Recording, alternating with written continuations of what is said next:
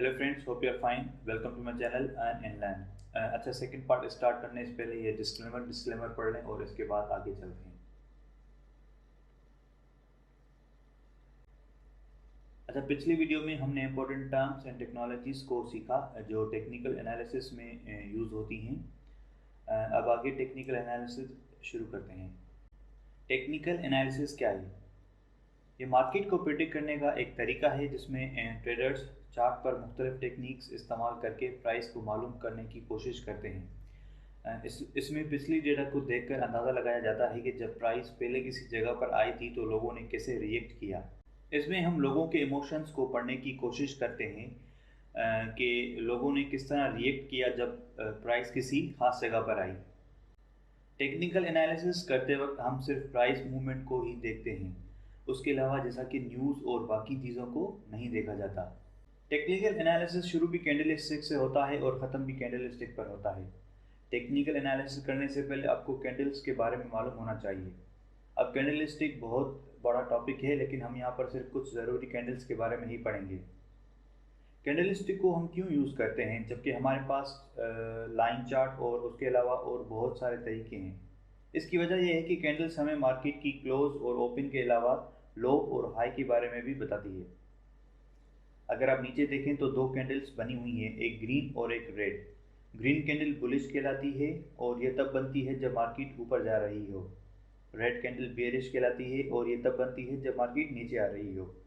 Candle के मोटे हिस्से को बॉडी कहा जाता है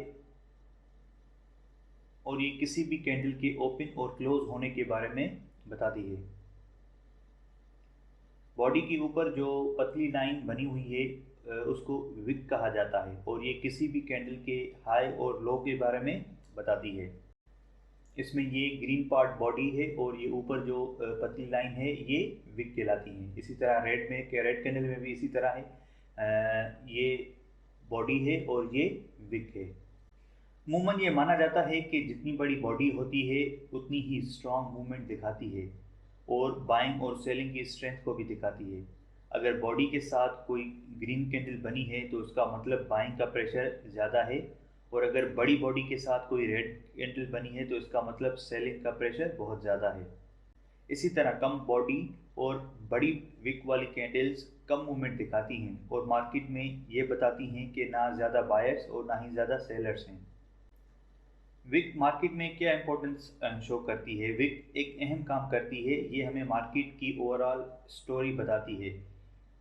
ये बायर्स और सेलर्स के बीच में जंग के बारे में बताती हैं और ये बताती हैं कि कौन जीत रहा है।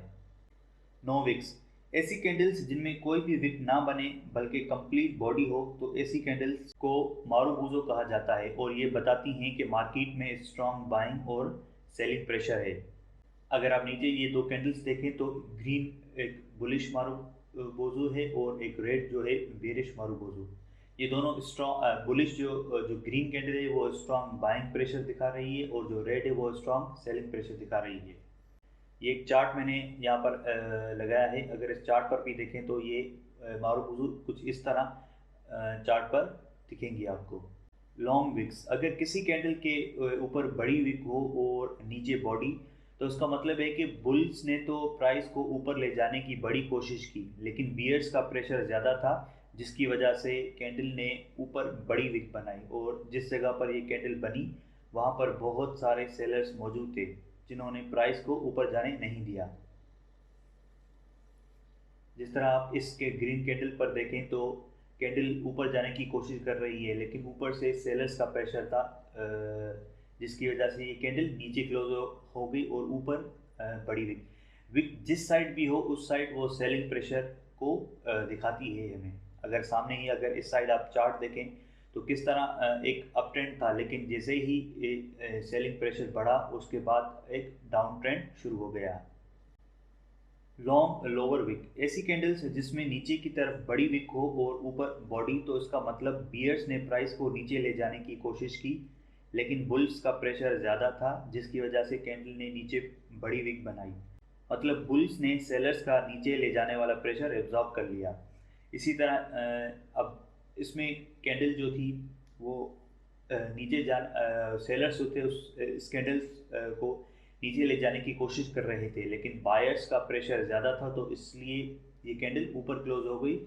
और नीचे जो विक है ये हमें बाइंग प्रेशर शो कर रही है कि बायर्स ने किस तरह सेलर्स को वीक कर दिया और कैंडल को ऊपर क्लोज कर दिया।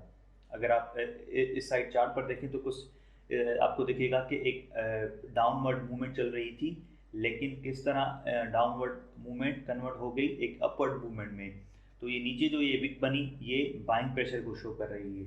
अगर डाउन ट्रेंड में नीचे विक बने तो इसका मतलब बाइंग प्रेशर अब मार्केट में आ गया है, और अगर अप ट्रेंड में ऊपर की तरफ विक बने तो इसका मतलब सेलिंग प्रेशर मार्केट में आ गया है। स्पिनिंग टॉप, इस कैंडल्स में ऊपर और नीचे की तरफ विक्स होती हैं और बीच में बॉडी। ये मार्केट में इंडिसीशन के बारे में बताती हैं, मतलब या तो बायर्स और सेलर्स दोनों स्ट्रांग हैं, दोनों का प्रेशर इक्वल है, या तो बायर्स और सेलर्स कम हैं। अच्छा, इसमें भी दोनों ही होती हैं, बुलिश स्पिनिंग टॉप जिस जो पहले कैंडल है, और सेकंड जो कैंडल है बियरिश स्पिनिंग टॉप। अच्छा, अगर इस चार्ट पर देखें तो इस चार्ट में पहले जो था लेफ्ट साइड पे एक स्पिनिंग टॉप बना, मार्केट में इंडिसीशन था, लेकिन जैसे ही बायर्स का प्रेशर बढ़ा तो मार्केट एक अप ट्रेंड में चली गई। और अगर आप राइट साइड देखें तो यहाँ पर मार्केट अप ट्रेंड में थी, पर फिर जैसे ही स्पिनिंग टॉप बना तो मार्केट एकदम नीचे आ गई। डोजी की मुख्तलिफ किस्म पाई जाती हैं, लेकिन हम यहाँ पर डोजी के कॉन्सेप्ट को समझने की कोशिश करेंगे।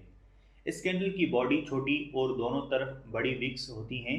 इसका मतलब प्राइस क्लोज और ओपन एक ही जगह पर हुई, और ये भी स्पिनिंग टॉप की तरह मार्केट में इंडिसीशन को शो करती है। डोजी कैंडल को सही माना में ट्रेड करने के लिए हमें वॉल्यूम की कंफर्मेशन लेनी बहुत ज़रूरी है। डोजी किस जगह बनती है ये भी देखना ज़रूरी है, और इस कैंडल से पहले किस किस्म की कैंडल्स बनी हैं ये भी हमें देखना बहुत ज़रूरी है। जिस तरह अगर आप चार्ट पर देखें तो अप ट्रेंड था, जैसे ही डोजी बनी उसके बाद मार्केट एक डाउनवर्ड मूवमेंट में चली गई।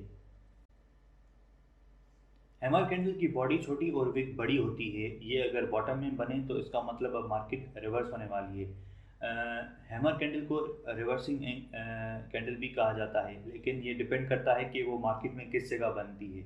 अगर आप इस पिक्चर में देखें तो एक डाउनवर्ड मूवमेंट थी प्राइस की, और जैसे ही हैमर कैंडल बनी और प्राइस ऊपर जाना शुरू हो गई। और जिस तरह पहले भी मैंने आपको बताया कि अगर डाउनवर्ड विक बने तो इसका मतलब अब सेलिंग प्रेशर कम हो गया है। क्योंकि सेलिंग का प्रेशर था वो बायर्स ने एब्जॉर्ब कर लिया, और जो विक है ये एब्जॉर्प्शन शो कर रही है। हैमर कैंडल यूजुअली किसी भी ट्रेंड के आखिर में बनती है। अगर अप ट्रेंड में हो तो भी बनती है, लेकिन हम उसको इन्वर्टेड हैमर कहते हैं। अगर डाउनवर्ड हो तो तब भी वहाँ से मार्केट रिवर्स होती है। अच्छा, नेक्स्ट कैंडल है इनगल्फिंग। इसमें क्या होता है कि एक बड़ी कैंडल बनती है जो पिछली कैंडल को इनगल्फ कर लेती है, यानी कि उससे बड़ी बनती है। इसमें बियरिश और बुलिश दोनों कैंडल्स बनती हैं, जिस तरह इस चार्ट में मैंने दिखाया है। ये तब बनती है जब प्राइस में अचानक से अपोजिट डायरेक्शन में कोई चेंजिंग आए।